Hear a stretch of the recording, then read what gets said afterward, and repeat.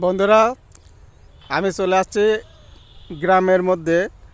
আসলে রাস্তা পাশ দিয়ে যাচ্ছিলাম, যে ভুট্টা দেখে আমার খুবই ভালো লাগলো। এই দেখেন ভুট্টা ক্ষেত, মানে ভুট্টা এই দেখেন হয়ে উঠছে। হয়তো কিছুদিন পরে ভুট্টা পেকে যাবে, পাকলে হয়তো উঠবে তখন।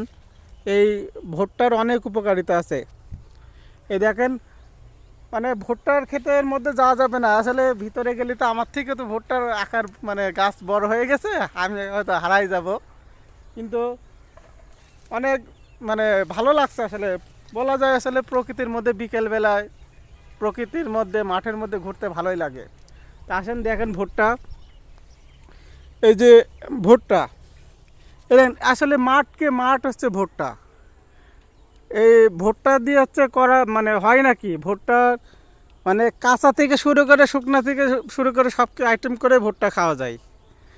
আর আসলে এখন তো ভুট্টা তো অত বড় তো হয় নাই, না হলে একটা ভেঙে দেখাতে পারতাম।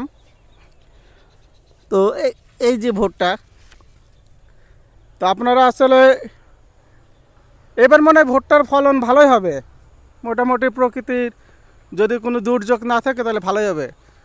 আপনারা হচ্ছে সতেজ ভুট্টার ভালোবাসা নেবেন, কমেন্টে জানাবেন, লাইক কমেন্ট ফলো দিয়ে পাশে থাকবেন।